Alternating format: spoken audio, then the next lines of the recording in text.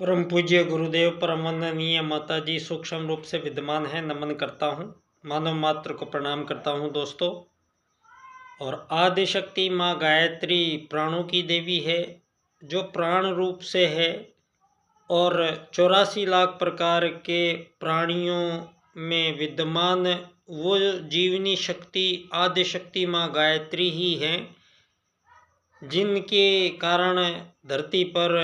मानव के साथ साथ संपूर्ण जीव समुदाय जीवन रूप से अपना जीवन विद्यमान है। तो उसका हेतु कारण आदिशक्ति माँ गायत्री है। गायत्री माता के प्राणों से संचालित धरती के समस्त 8 अरब मानवों के साथ आज हम आपसे विशेष दिवस के रूप में हम मानवों की कुछ प्राचीन परंपराएं रही है, इस कड़ी में आज विश्व फिलॉसफी दिवस पर मैं संपूर्ण विश्व के जो संपूर्ण मानव हैं उन सब को विश्व फिलॉसफी दिवस पर उस सनातन भारत की ओर से जिसने विश्व को सबसे प्रथम फिलॉसफी प्रदान की, मानवता के संपूर्ण इतिहास में वो प्रथम देश के प्रथम मानव, वो धरती के प्रथम आगमन वाले प्रथम मानवों का दिया हुआ मानवीय दृष्टिकोण से मानवों को भावी जीवन क्रम के लिए जो फिलॉसफी दर्शन दिया मानवों को, 2 वैदिक सूत्र के अनुसार संपूर्ण आर्यों को ने पहली प्रथम फिलॉसफी प्रदान की, जो 2 मूलभूत सिद्धांतों पर अवलंबित है, जिनमें से प्रथम वैदिक सूत्र है हमारा आत्मवत सर्वभूतेषु,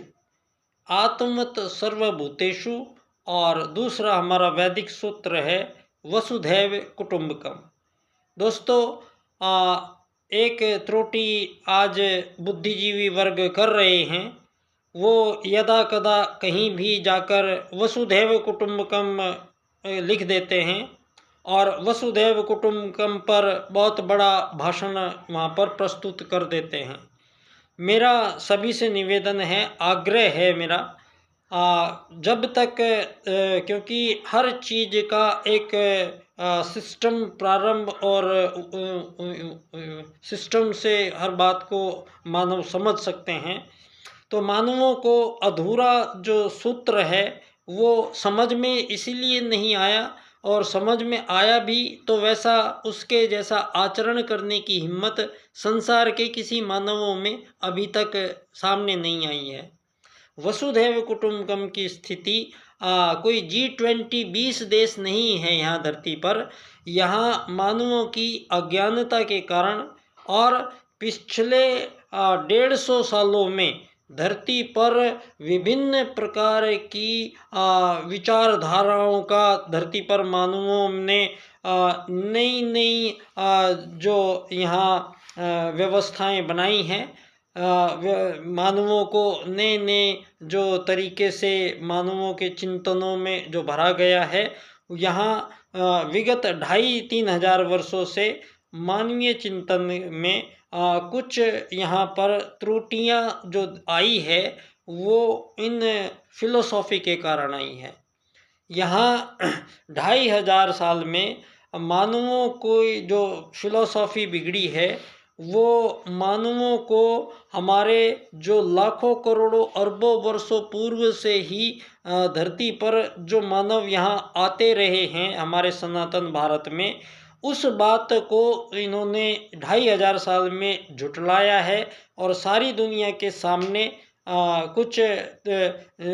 बिना तथ्यपूर्ण और उजूल फुजूल तरह की बातें यहाँ इन लोगों ने सिद्ध की। वो उसमें विज्ञान का इन लोगों ने सहारा लिया और डार्विन और चार्ल्सवाद के विकासवाद के सिद्धांत के अनुसार सारी मानव जाति को ये बताया गया है कि उनका जन्म पहले मछली बंदर थे वो लोग, और फिर यहाँ धरती पर इंसान बने हैं। तो ये जो मानवों के बीच जो ये भ्रम में और भ्रममूलक और दिशा विहीन जो मानवों को बरगला कर और सारे मानव के, हमारे संपूर्ण सनातन भारत के संपूर्ण महान मानवीय योजनाएं और महान मानवीय मूल्य और महान मानवीय परंपराएं और मानवों के, प्रथम मानवों के, हमारे आदि पूर्वजों के द्वारा विश्व को जो फिलॉसफी प्रदान की गई, वो वेद आधारित सूत्र, वेद स्वयं उस परम सत्ता परमात्मा के नियमों के अंतर्गत संपूर्ण संसार के, संपूर्ण चराचर जगत में, संपूर्ण पदार्थ जगत की संपूर्ण व्याख्याएं हमारे आदि पूर्वज आज से लाखों करोड़ों वर्षों पूर्व ही कर चले गए हैं। इन 2500 वर्षों में सारी मानव जाति को जो फिलॉसफी दी गई हैं, वो मानवों को भरगलाया गया है और मानवों को भरमाया गया है। आज उस सनातन भारत से मैं परम पूज्य गुरुदेव की फिलॉसफी और पंडित दीनदयाल उपाध्याय जी की फिलॉसफी, इन दो देव आत्माएं हमारे भारत में जन्मी और इन दो देव आत्माओं का एक ही समय पर प्रकटीकरण होता है और दोनों देव आत्माओं का यहाँ युग परिवर्तन के लिए पधारे हुए परम पूज्य गुरुदेव यहाँ इस धरा पर हमारे बीच आते हैं और युग परिवर्तन का उद्घोष यहाँ पर कोई मानव नहीं कर सकता है, ये वही कर सकता है जो इसका अधिकारी है, वो महाकाल ही ये काम कर सकता है। दोस्तों, उन्होंने हमें हमारे बीच रहकर और युग परिवर्तन के लिए हमें समस्त रूप से युग निर्माण योजना के आधार से हमारे समक्ष विभिन्न सप्त क्रांतियों के माध्यम से और विशेष तौर से परम पूज्य गुरुदेव ने जो एक महत्वपूर्ण कार्य किया है, मैं सभी लोगों का ध्यान आकर्षित कराना चाहूँगा।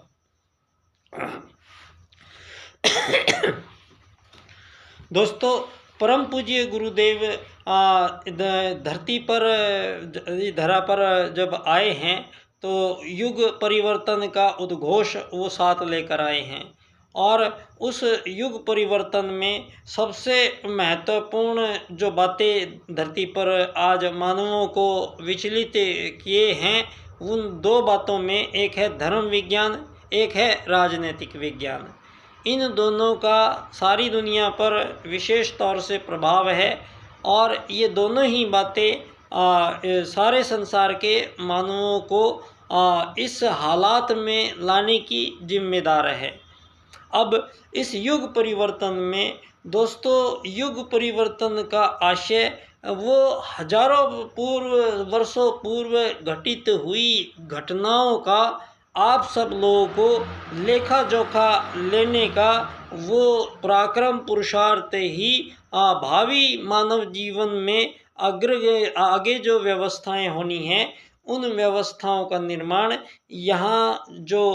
इस धरा पर हुआ है, परम पूज्य गुरुदेव ने मानव को आत्मत सर्वभूतेषु और वसुधैव कुटुम्बकम के दो वैदिक सूत्रों के अनुसार सारी समस्त मानव जाति को 8 अरब मानवों को धरती के एक ही आत्मा मानते हुए परम पूज्य गुरुदेव ने प्रथम पुस्तक अपनी लिखी है, मैं क्या हूँ। इस पुस्तक में परम पूज्य गुरुदेव ने स्पष्ट तौर से ये घोषित कर दिया है कि मानव मूलतः एक आत्मा है और मानव को एक शरीर नहीं माना जा सकता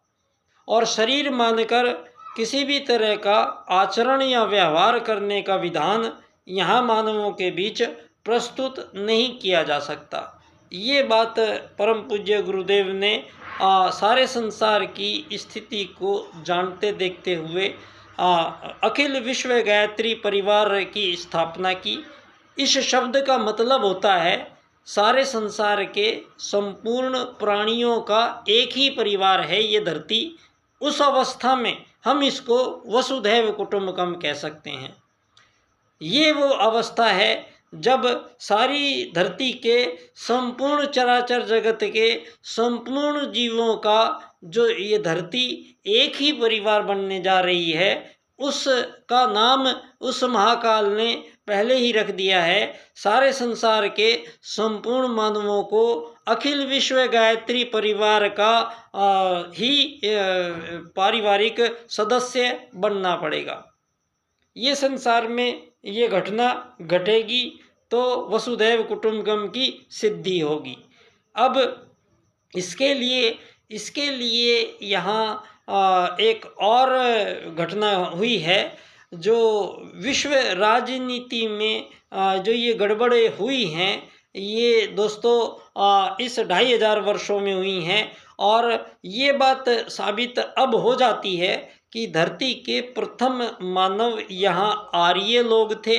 और वो आर्य लोग मनु का ही पहला परिवार था, जिन्होंने धरती पर प्रथम बार मकान बनाकर, भवन बनाकर रहने का, परिवार बसाकर रहने का विधान यहाँ हमारे आदि पूर्वज आर्यों ने प्रारंभ काल में ही मानवीय दृष्टिकोण को संपूर्ण और समग्र रूप से प्रस्तुत किया था और विश्व को एक ऐसी पद्धति से सुसंचालित करने का यहाँ धरती पर प्रारंभ हुआ। सतयुग के माध्यम से यहाँ मानवों का जीवन लाखों वर्षों का जीवन था और सतयुग के जीवन में ना कोई यहाँ राजा था, ना कोई प्रजा थी, ना कोई दंड था, ना कोई दांडिक था। तो किसी भी तरह की अव्यवस्थाओं का यहाँ मानवों के बीच नहीं था। और सतयुग के बाद में त्रेता और द्वापर का आगमन हुआ और मानवीय चिंतनों के बीच में जो त्रुटियां आती चली गई, तो यहाँ पर स्वयं परम सत्ता परमात्मा इस धरा पर अवतरित होते रहे। 9 बार पहले इस धरा पर वो परमात्मा सत्ता आ चुकी है और 10वीं बार प्रज्ञावतार के रूप में परम पूज्य गुरुदेव का आगमन युग परिवर्तन के निमित्त इस धरा पर होता है। और विशेष तौर से राजनीति विश्व की जो बिगड़ी है, इसके पुनर्निर्धारण का जो महत्वपूर्ण कार्य, ये कार्य परम पूज्य गुरुदेव ने एक अपने प्रथम शिष्य ही कह सकते हैं। उस समय परम पूज्य गुरुदेव मथुरा में अपने साधना काल में मत थे और उस समय पंडित दीनदयाल उपाध्याय जी, जो मथुरा के ही चंद्रभान नंगला गांव के थे, उपाध्याय थे गुरुजी भी और दीनदयाल जी भी। और इस कारण से दीनदयाल उपाध्याय जी यहाँ, जहाँ मुझे आजकल गुरुजी ने छोड़ा हुआ है 23 साल से, पंडित दीनदयाल उपाध्याय जी की जन्मस्थली धामक्या स्टेशन जयपुर राजस्थान है। यहाँ पर दीनदयाल जी का जन्म हुआ और दीनदयाल जी यहाँ से छुट्टियों में अक्सर अपने मथुरा जाया करते थे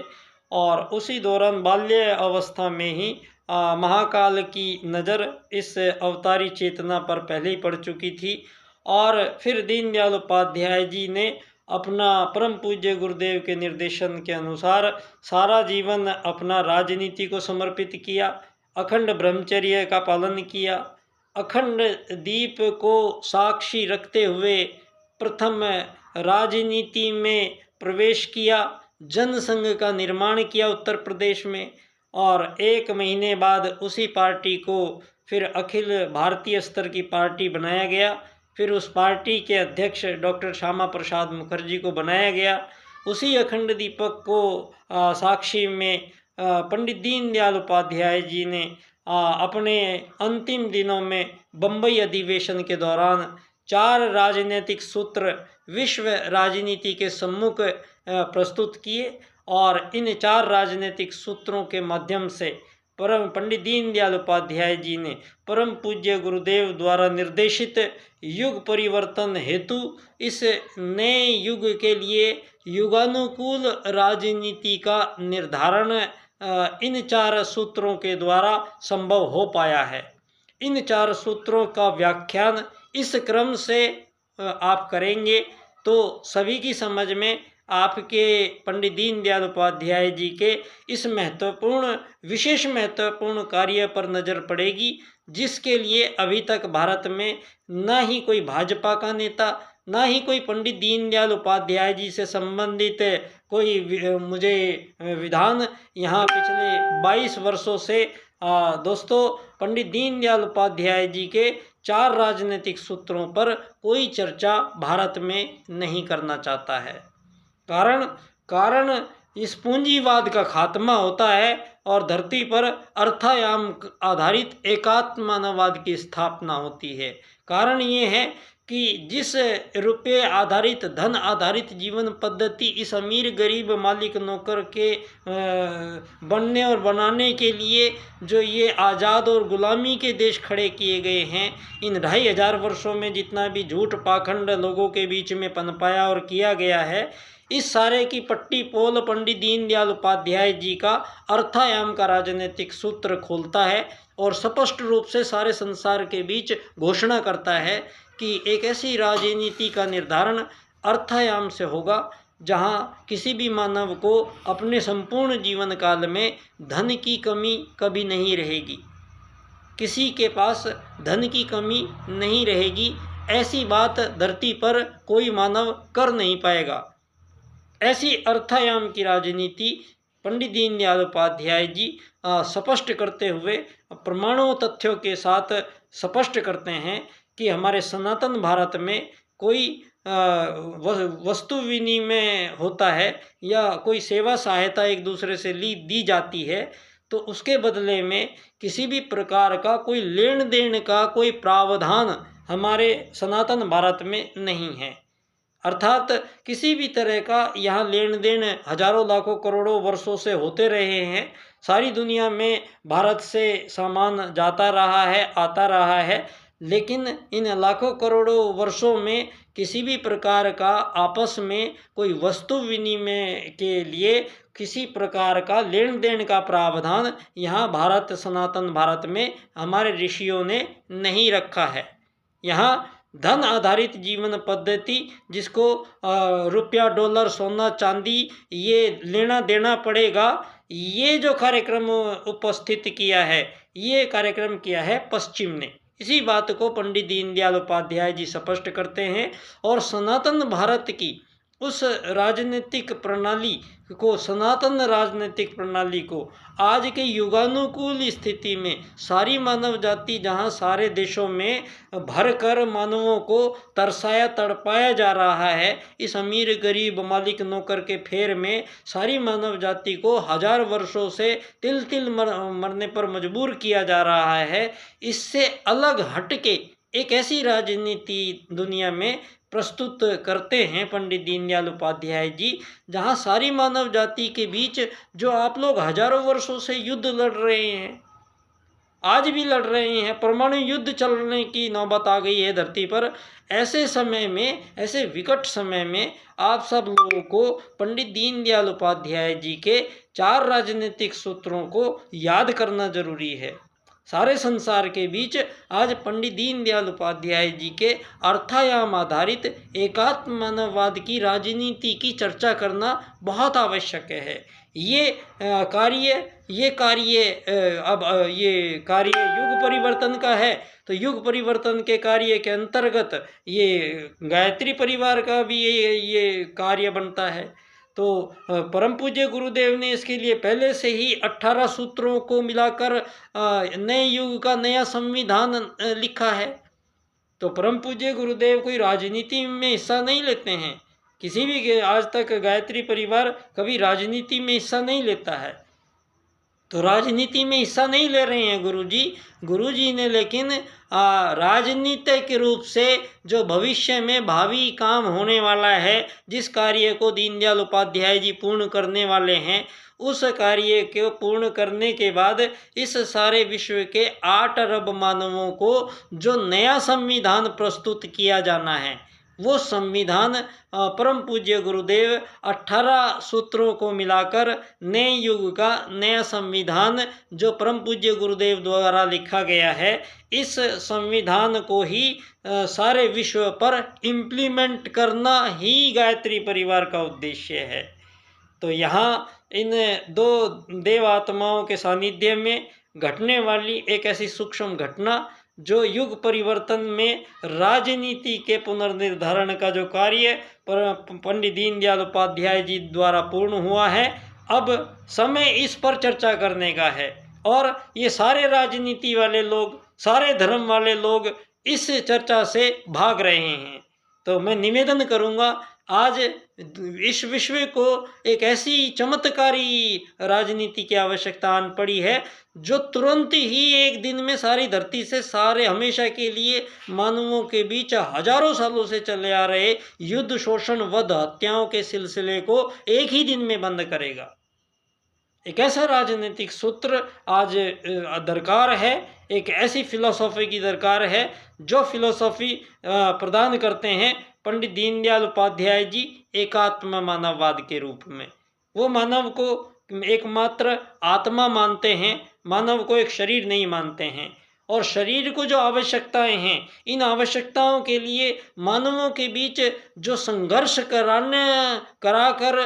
रोटी कपड़े मकान के लिए जो संघर्ष प्रस्तुत किया गया है, ये मानवों को एक जानवर मानकर, डार्विन चार्ल्सवाद के अनुसार मानव को एक जानवर मानकर और इस तरीके से मानवों का इन 2500 वर्षों में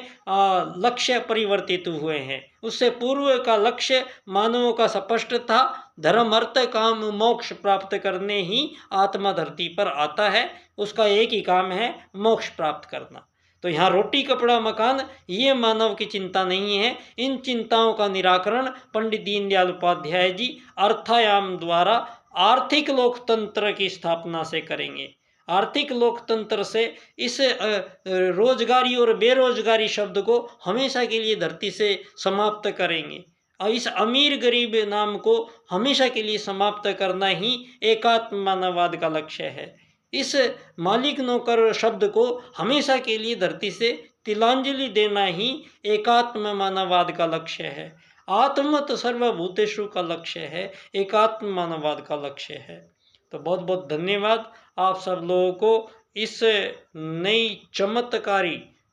विश्व को, इस नई फिलॉसफी कह सकते हैं, एकात्म मानववाद की फिलॉसफी की ओर से सारे संसार के संपूर्ण मानवों को शुभकामनाएं इस वजह से देता हूं कि आप लोग पंडित दीनदयाल उपाध्याय जी के इन 4 सूत्रों पर जरूर चर्चा करेंगे। धन्यवाद। बच्चा डॉक्टर।